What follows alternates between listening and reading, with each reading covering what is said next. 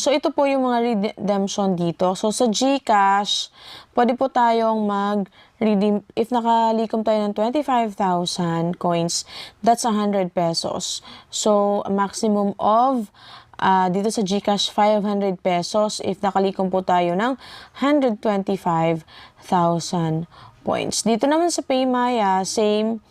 Mas mababa lang yung threshold niya, 12,500, meron na po tayong 50 pesos sa PayMaya. Ayan, 500 din yung pinakamataas. At dito naman sa PayPal, ang pinakamataas is $25, ang pinakamababa is $2.